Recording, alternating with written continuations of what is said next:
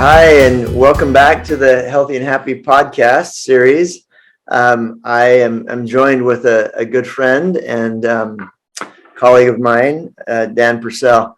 And Dan is the co-founder of Get Your Marriage On, and has been doing a lot of really good work in helping improve intimacy, and has an app that he's developed that we might talk a little bit about as well here, that's called Intimately Us, right? Mm-hmm. And Dan is also an entrepreneur and successful businessman and all around good guy. And so I'm thrilled to have Dan join us today. So Dan, anything you want to say by way of introduction? And we live like half a mile or Right. less from each other. Yep. We live really close to each other, and I'm very fortunate to live near you. When we moved to St. George, Dan lived a stone's throw away, just right up the street from us, and so was he and his family were some of the first people that we met when we moved, and were really nice to us and made us feel welcome. And so anyway, that was 9.5 years ago, if you can believe that. Uh-huh. And then they moved, but not very far, so still close. So Dan, kind of tell us a little bit of about the Get Your Marriage On, and your interest in sexual desire. We're going to be talking about sexual desire. I didn't clarify that. So we're going to be talking about healthy sexuality, and in particular sexual desire. We'll look at some of the differences between men and women when it comes to sexual desire, some of the common problems that get in the way of healthy sexuality, and healthy levels of both desire and healthy sexual behavior in relationships. So that just gives you an introduction to what we're going to be talking about, which I guess is helpful. So Great, thanks. I guess for me, it started about 4 years ago. I was introduced to the idea that my own personal sex life could be better than it was. A friend opened up to me and told me about his sex life, and that's kind of how it started.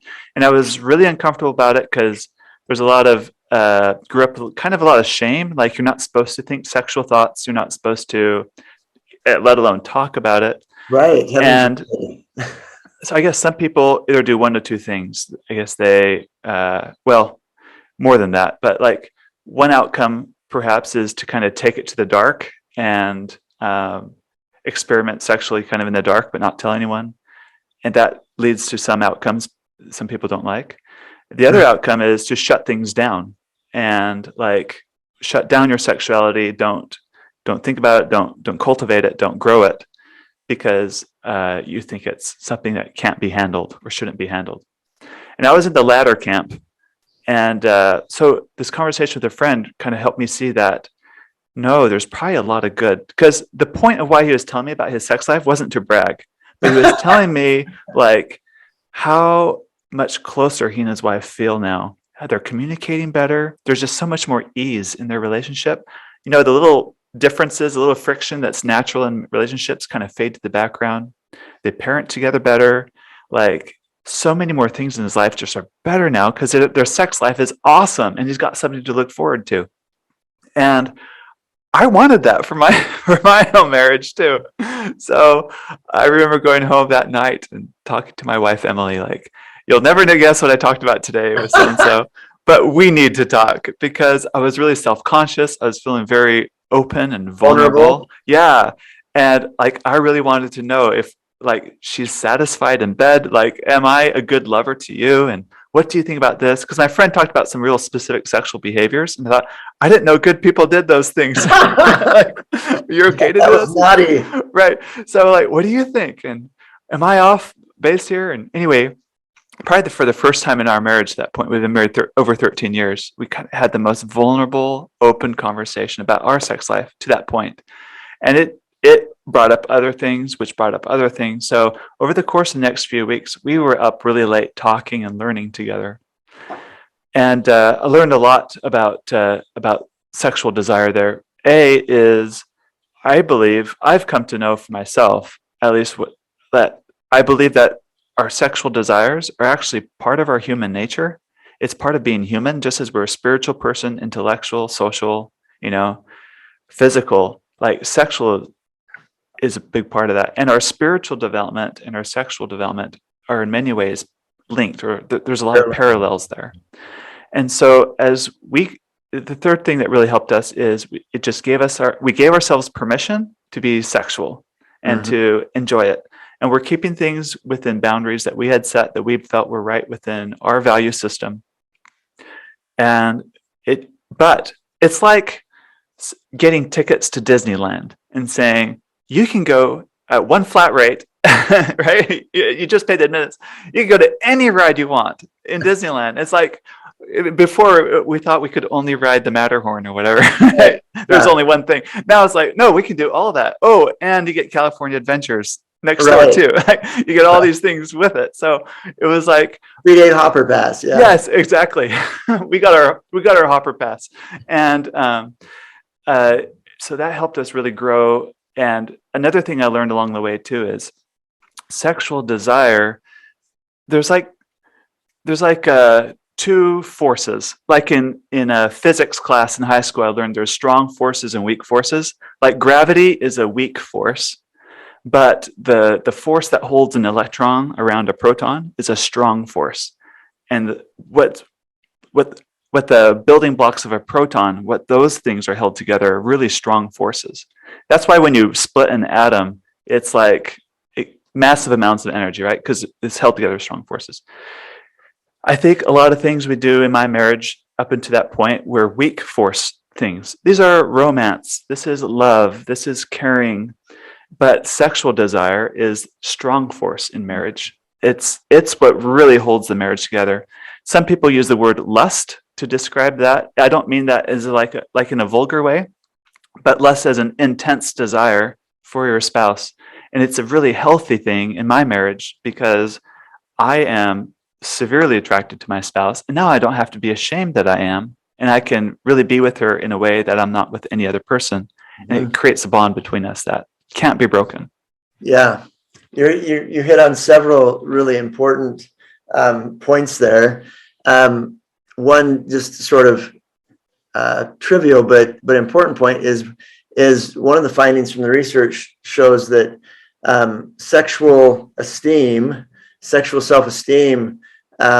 for a man comes from feeling like his wife enjoys sex.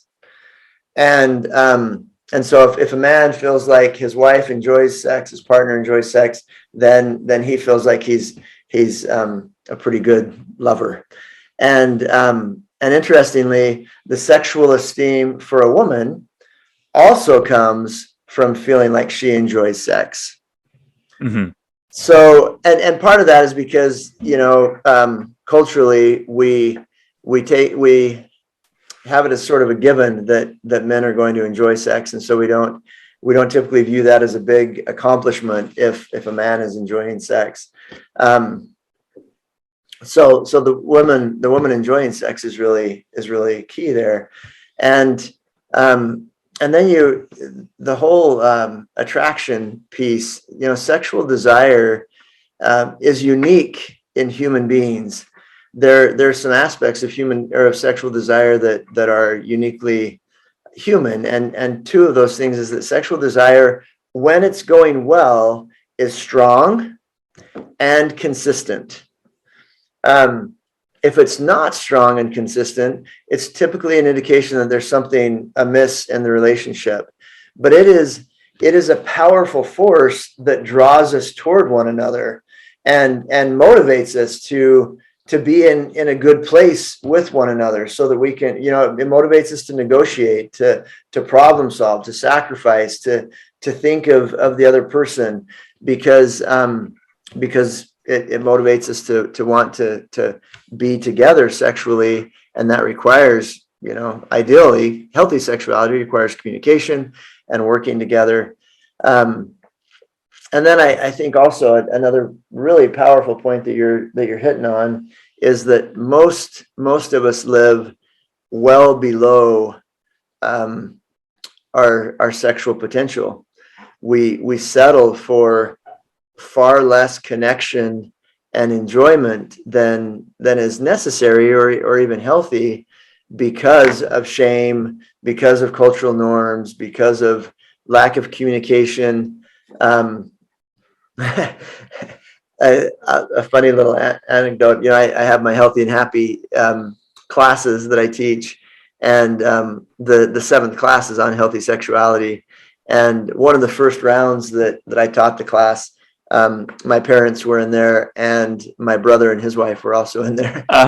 Oops. I mean, not oops, but No, it was great. I don't have any problem. I mean, I talk about sex all the time. But after we got through with the class, my dad said, "I just want to say that I'm glad that I finally had this talk with my boys."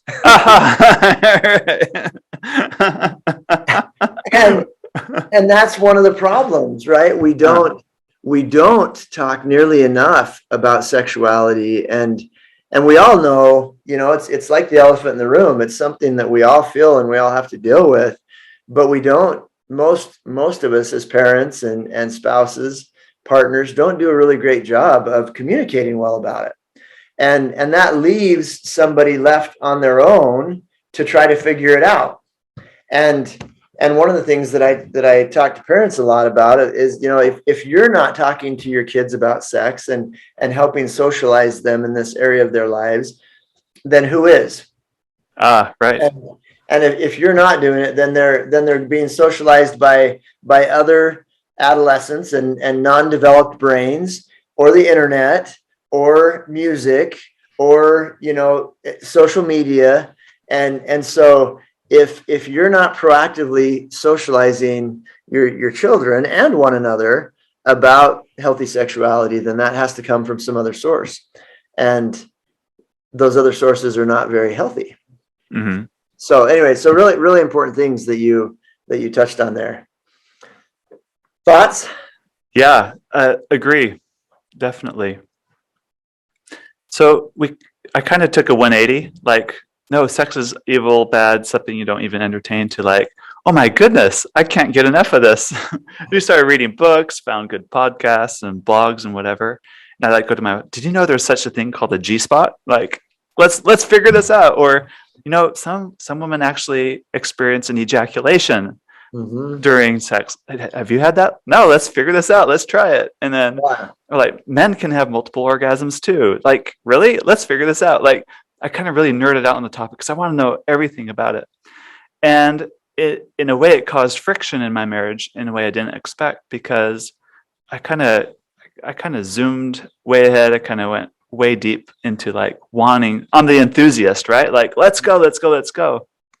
And I was always so puzzled. How come my wife doesn't think about sex as much as I do? Like, we have great experiences. Like, it's all I want now. Like, how come she doesn't think about like these great things? Better, yeah. Yeah, exactly. And I remember thinking something's so wrong with her, and I'd pathologize her, right? And think, oh no, maybe you need some counseling, right? But no, we need counseling, aka right. You need counseling. We need to get us fixed, meaning you need to get fixed. Right. And until I read the book Come As You Are by Dr. Emily Nagoski. And it just like hit a big reset switch on everything for me. It answered so many of my questions. One of the things she talks about with desire is she talks about this research where there's pretty much like two types of patterns of desire. You have spontaneous and responsive. And this made complete sense to me after I read about it, where spontaneous is like the Hollywood sex. That's like you're thinking about all the time, like the littlest sexual cue gets metabolized into arousal and you're ready to go. And that describes me to a T. I see my wife coming out of the shower. I am excited. My body responds, and I think it's good. But when I come out of the shower, even with sculpted abs and like, big muscles or whatever, looking like, handsome and all, she doesn't experience the same arousal as I do. And actually, she's normal.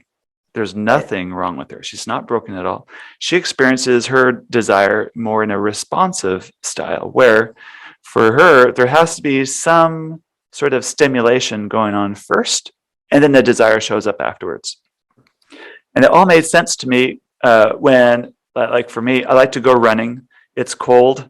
I put on my shoes and my running clothes and my coat and my gloves and my hat, and I don't want to go. It's dark outside, but I go anyway. And for the first little bit, I'm like, it's so cold. Why am I doing this? It's not It fun. sucks. Yeah. But then my body warms up, and then I see the sunrise. And by the time I'm done with my run, I'm like, that was so good. Yeah. I'm so glad I did it. And I think that's what it's like for a responsive person. Yep. Something has to be going first, and then desire shows up after. And once I understood that in my marriage, like all of a sudden I could be at peace with our different responsive styles. Yeah. And I could actually like play with that and use it to my advantage, knowing that one's not better than the other. We're just experience our desire. We're just coming at a different angle.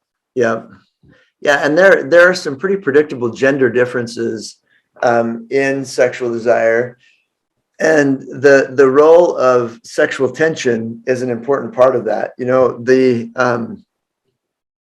I have a diagram, but for those, I'll just try to describe it since it's not everybody will be watching this. But sexual desire for a man, once a man begins to be aroused, the objective of that of arousal then becomes a release of the sexual tension. And so a man escalates through the phases of sexual arousal pretty quickly. Mm-hmm. And most men tend to be more of the spontaneous, quick, and I like the word metabolize, quick to metabolize, you know, sexual stimulus to arousal pretty quickly. And that's the classic Masters and Johnson model. Yeah. Yeah. And there are some different models out there, but and for a woman, for most women, there are of course individual variations, but for most women, the more sexual tension there is, the more enjoyable the sexual encounter becomes. And so doing things that increase that responsiveness are typically make the sexual encounter more enjoyable for the average female. And we don't talk enough about that. There's not enough understanding, and we tend to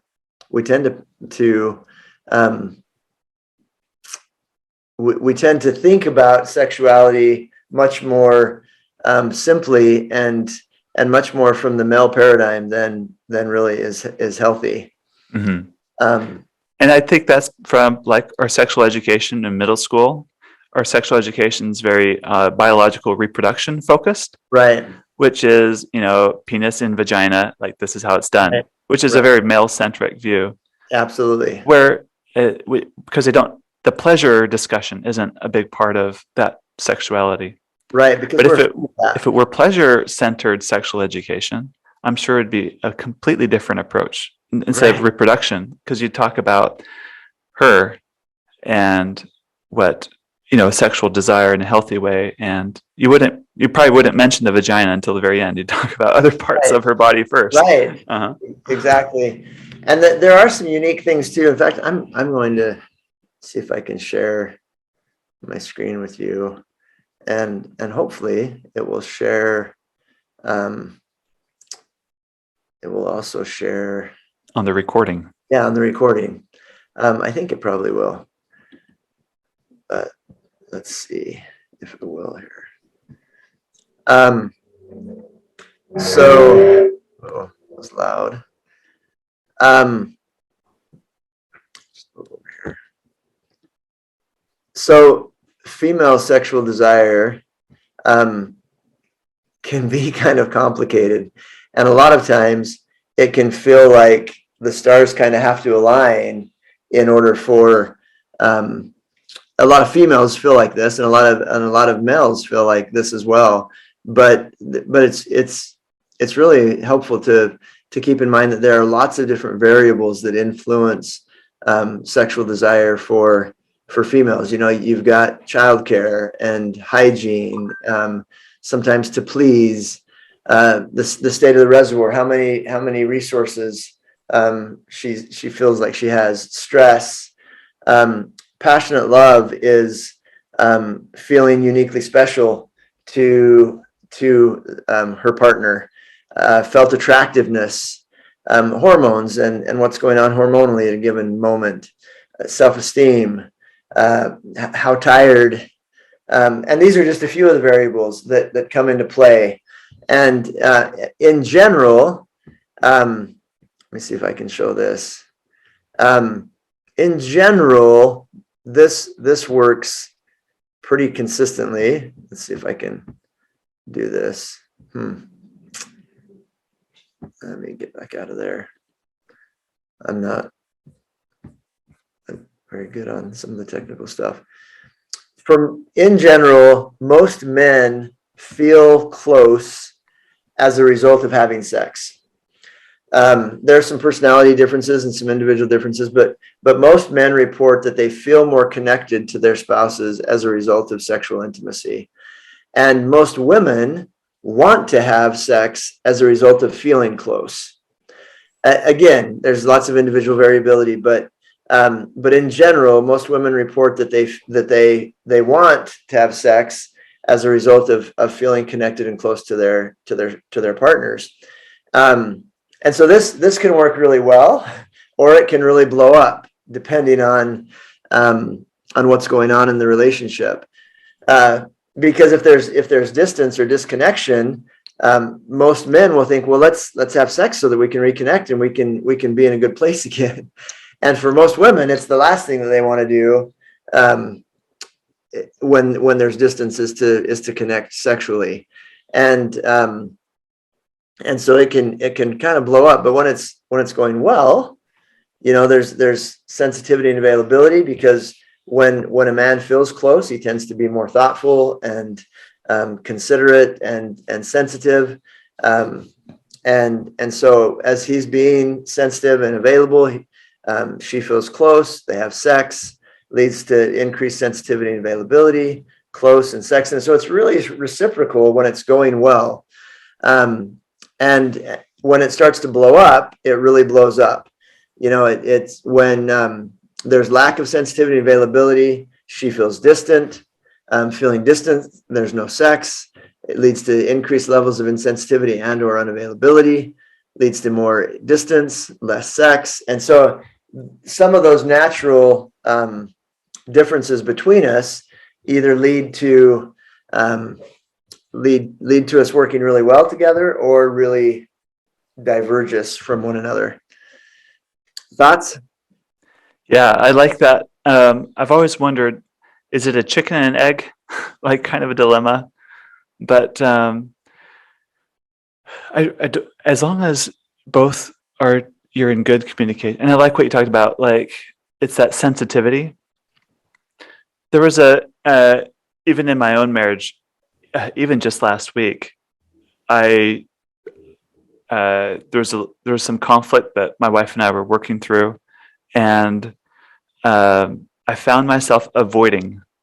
I was in an avoidance pattern, and I was avoiding intimacy. Mm-hmm. And I mean that in the broad sense, like, as in closeness, not sex, but like, I was avoiding intimacy because I didn't want to admit that I was wrong, even though what she said was completely true. My pride was in the way, right? And but as I got a hold of myself and realized what I really, really want in my marriage is closeness. I want intimacy. And so it took courage, but I stopped avoiding. And I made a gesture that just showed that I really appreciate her and love her. And and then I know it meant a lot to her, because within that was like an apology and everything. It's just the way we communicate non-verbally, right? Yeah. And it was almost instantly the connection was back. And so just the ease of the relationship and how we flow together just came back. So I think some couples might, out of some immaturity perhaps, and I'm one of them too, think we really want sex. And sex is fantastic. But I think the level and quality of sex will always be limited by the quality of the intimacy in the relationship. The greater the intimacy, the closeness, that ease of comfort to really be yourself and expose your thinking and who you are around each other, I think will like the level of the intimacy will always limit the quality of the sexual relationship. Absolutely. And I really want to punctuate something that Dan just said there, because most people use sex or sexuality and intimacy interchangeably. And that's really a limited understanding of intimacy. And if you noticed, Dan very accurately was differentiating, because intimacy is closeness, it's connection. And the reality is that we have several areas of intimacy in our relationship. We have emotional intimacy, we have psychological intimacy, we have spiritual intimacy, we have financial intimacy, we have sexual intimacy, we have physical intimacy. So we have all of these different areas of intimacy and connection or closeness that we feel. And the norm is for all of those areas of intimacy to be hovering at about the same place. It's really rare to have really high levels of emotional intimacy and really low levels of sexual intimacy. And it's really rare to have high levels of sexual intimacy and really low levels of spiritual intimacy, or almost always they hover about the same level. And that's one thing that I hear couples struggling with a lot of the time is there are low levels of intimacy socially and emotionally, psychologically, and then they go to try to connect sexually, and it's awkward and it's hard and desire is low, and the reason for that is because intimacy is low.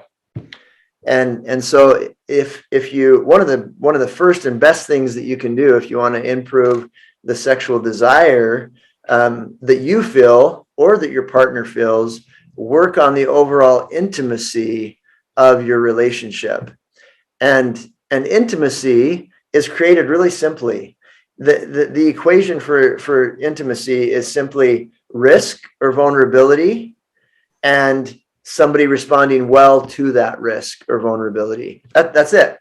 And so the more you risk and the more you're willing to be vulnerable with your partner, and the more he or she responds well to that risk, the higher levels of intimacy.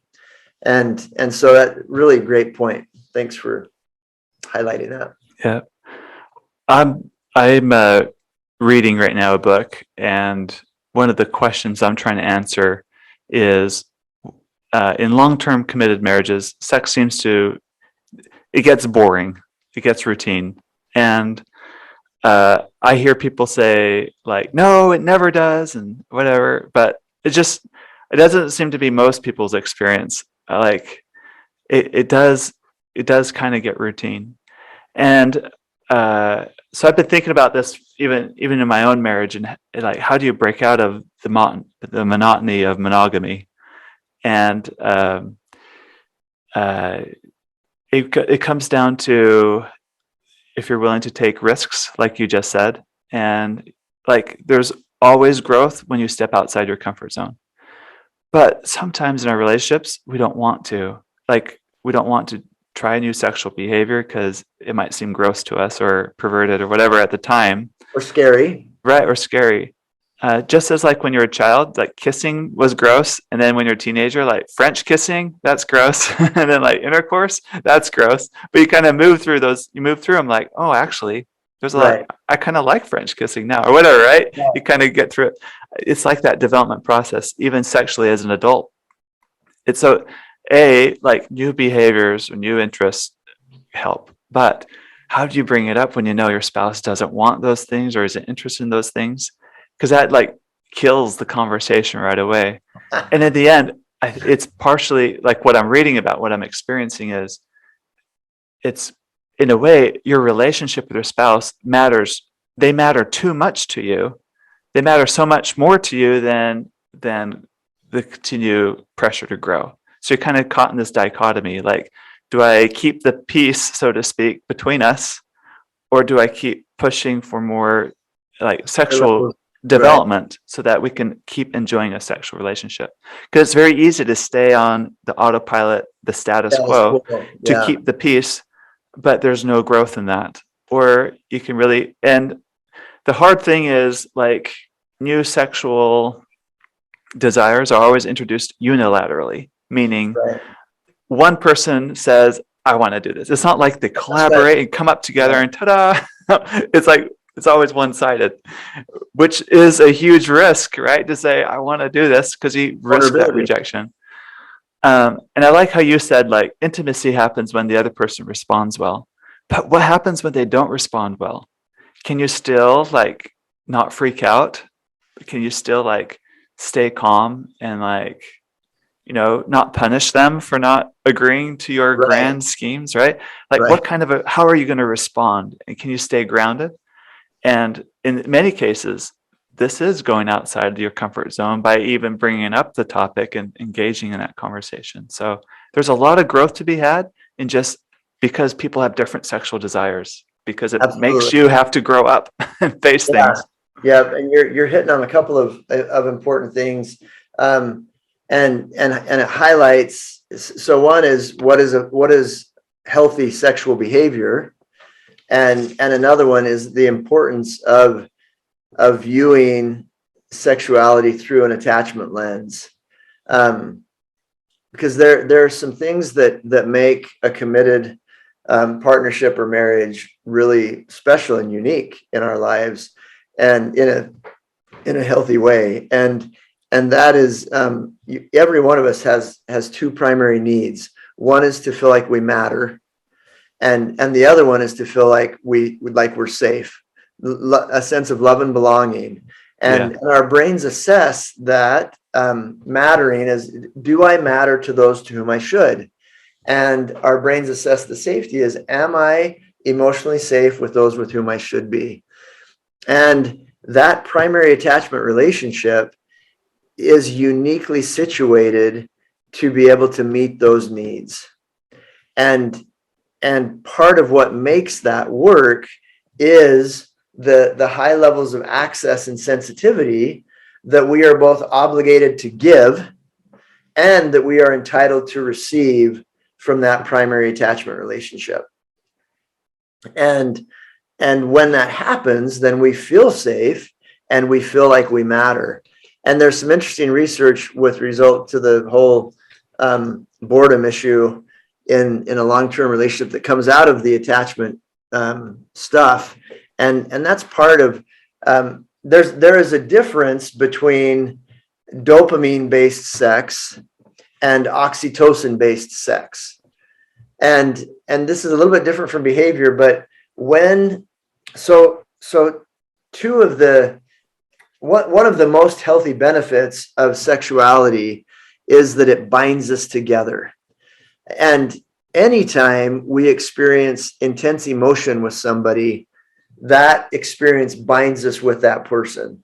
It doesn't matter whether it's, soldiers that are experiencing intense emotion in war, or you have a powerful spiritual experience with somebody, or you get in a car accident with somebody.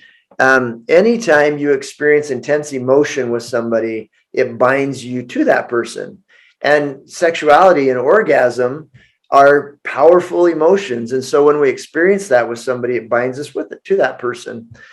And so keeping intimacy in mind and as the goal of sexuality is really important. The research shows that when getting off is the objective, then dopamine is the primary neurotransmitter that is released. And the problem with dopamine is that it requires more and more and more in order to get the same high. Because of how our brains work. Our brains, when we're able to give a dopamine dump, when we experience, this happens in addiction. When we're addicted to something, when we engage in that addictive substance, and I don't know how much detail we want to get into here, but the nimbus accumbens is the part of the brain that controls dopamine. And the job of the nimbus accumbens is to reward behavior. Dopamine's the reward neurotransmitter. And so you do something nice for somebody, you get a little dollop of dopamine. You work hard on something, you get a little dollop of dopamine. That's the way the nimbus accumbens normally works. But when we become addicted to something, the nimbus accumbens stops working that way. And so then instead of being rewarded with dopamine for all these little normal behaviors, it waits for the addictive substance, and then it gives this dopamine dump. When we overwhelm the system with dopamine, our brains shut down dopamine receptors.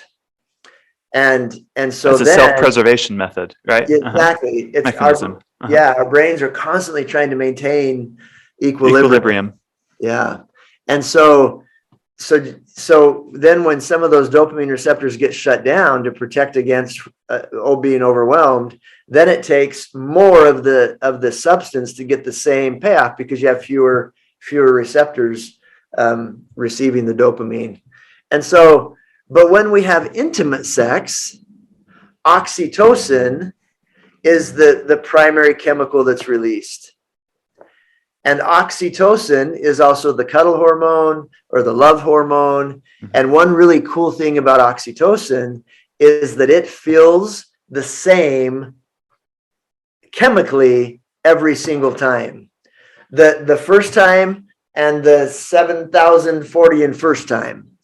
And so when you combine safe exploration, like you're talking about, with the objective of connecting, then oxytocin comes in and reinforces that, and is super, super powerful. And so, one of the things that I always encourage people to assess in a situation like you're talking about is, if you're not wanting to do a specific sexual behavior, why is that?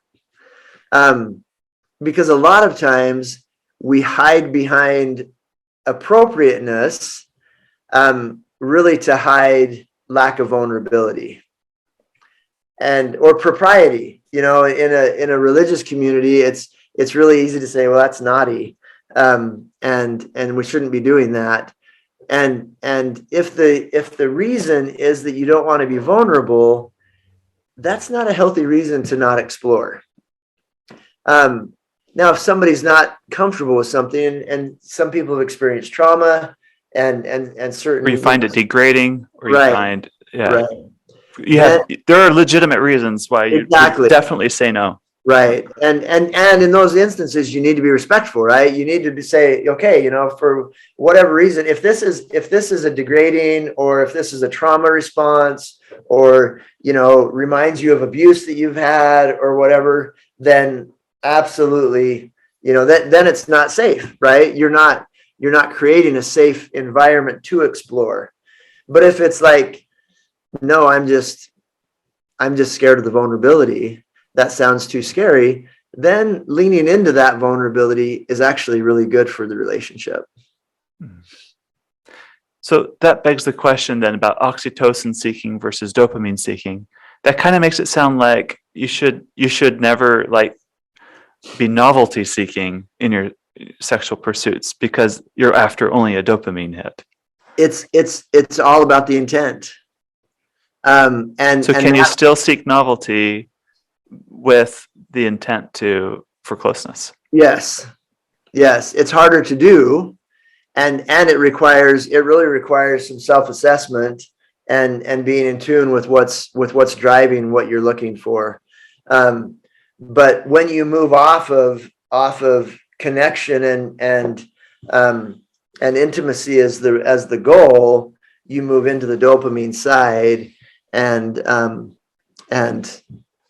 it's a different dynamic chemically. But you can have the exact same behavior and have it be oxytocin driven or dopamine driven, right? So it's the meaning behind it. Yep. It's what's driving that. And when you're looking to, and I mean, the journey that the two of you have been on is so awesome, and one that so few couples take. And and frequently it takes somebody being the engine, and you and your temperament are well suited to create some of that movement. And you've probably pushed Emily in that area, and as long as that pushing has been safe and helpful, she's probably benefiting from that also. Mm-hmm.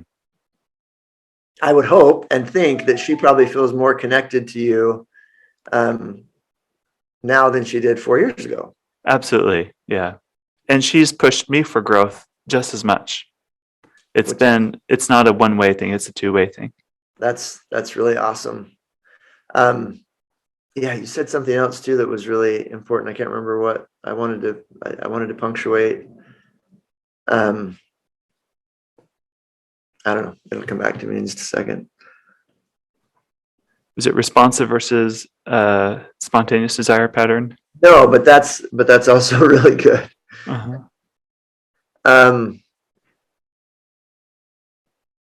I don't know. I can't remember what it was. Why don't you tell us a little bit about the app? So this app is called Intimately Us. It's free to download on the Google Play Store, the Apple App Store. And it is full of bedroom games and tons of ideas, but it's not crass, raunchy, or pornographic. So it's kind of fits in line with my values. That's kind of why we created it. But it's not lame at all. So, for example, one of the games you can play is Sexy Twister, where, you know, the Twister game where you have the mat on the floor, like right hand red. Instead of a mat on the floor, your spouse becomes your board. So it's like your right hand on her left shoulder, and you spin again, and you get it. So it's like a goofy, fun, creative game. We also have another game called Connect Four Play. It's like the old Connect Four, but each tile has a different foreplay action written on it. So when you get your 4 in a row, you get to claim those foreplay favors, so to speak. That's awesome. We have another one called Battle Strip. It's like Battleship, but instead of ships on the screen, it's items of clothing. And so you got to sync each other's, like her bra or his boxers or whatever it might be, and you remove those items of clothing as they sync. So.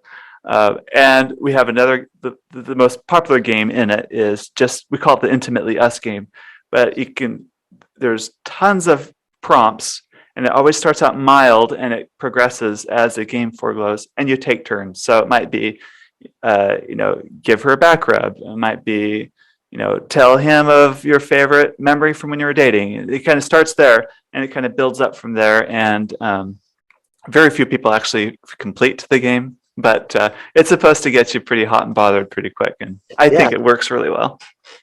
That's great, and it's really good. Hold on just a second. I want to make sure I don't lose something that you said.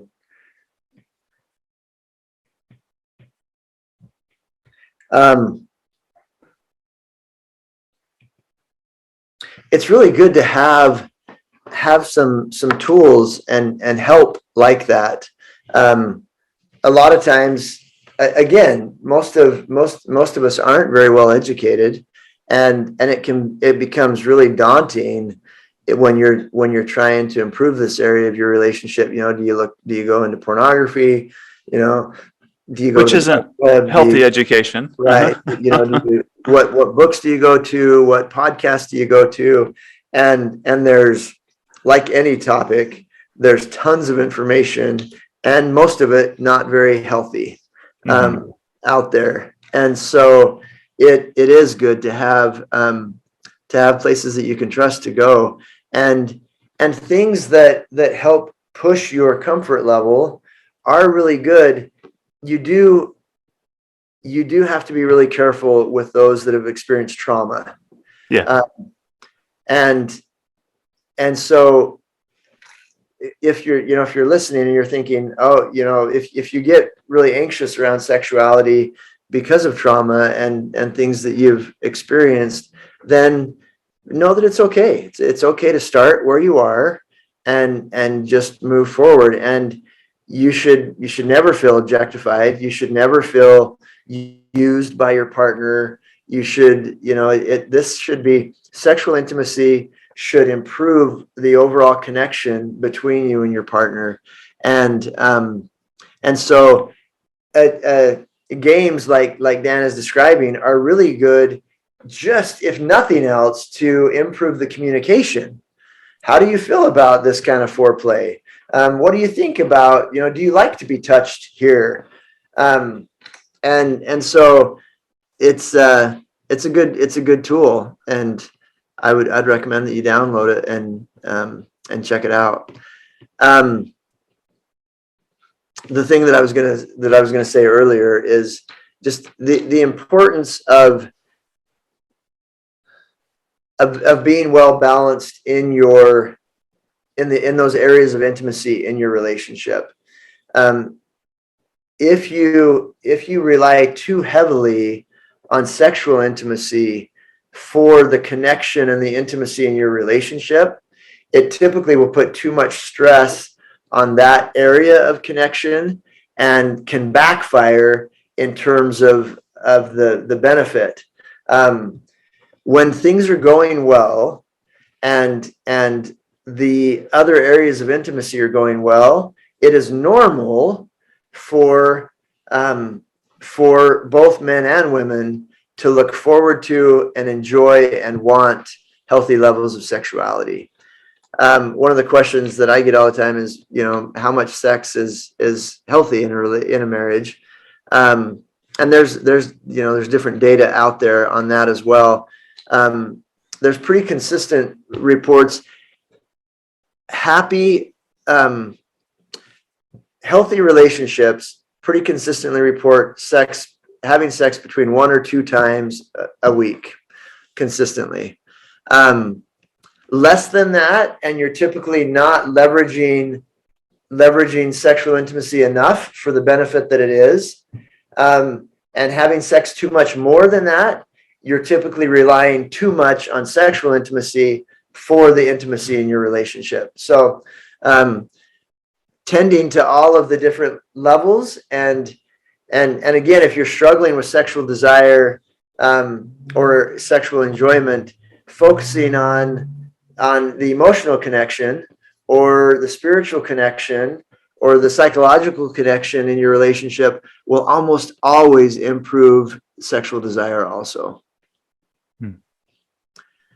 Thoughts? I agree. That's excellent. Yeah, we've probably gone about long enough. I could talk to you all day. I know. We'll have to do a part 2 sometime. Yeah. I really appreciate you joining us, and you've shared some really good insight and good vulnerability yourself. And I think in terms of just kind of closing thoughts from my side is that this is a really important area for relationships. It is, in a healthy relationship, sexuality is something that you uniquely get from that primary attachment relationship or your partner. And if it's not going well, it leaves no healthy outlet for sexuality. And a lot of couples feel really hopeless and defeated in this area. And if you're one of those, I would just say, man, there are so many things that you can do. And most sexual dysfunction, whether that be ED, erectile dysfunction, or vaginismus, which is when a female is unable to have intercourse. Most sexual dysfunction is the result of things not being safe and the relationship not going well. And so I would just encourage you to not ignore this area and to know that there's tons that you can do to improve this area. And you can look at the Healthy and Happy stuff. There's lots of good stuff there. Download Dan's app. Get help. Don't ignore this area. Dan, closing thoughts? I think cultivating sexual desire as a lifetime pursuit will give you more return on happiness than like so many other things in life. I think we derive the most amount of happiness from our relationships. So especially our most close and intimate marriages, relationship, being our marriage, I think could be a huge source of happiness. So it's well worth your full investment. Absolutely. And I gotta say one more thing. A lot of people have an erroneous belief that sex and sexual desire is supposed to wane as we age. And the research is really clear. The research on sex and aging, while that is true for most people, it is not necessary. Sex and sexual desire is very much a use it or lose it kind of thing. And as you continue to improve this area, like Dan just said, then your sexual enjoyment can continue to improve throughout your relationship. So, yeah, good point. Thanks, Dan. I really Awesome. appreciate it. And All right. yeah, we might have to have you on here again.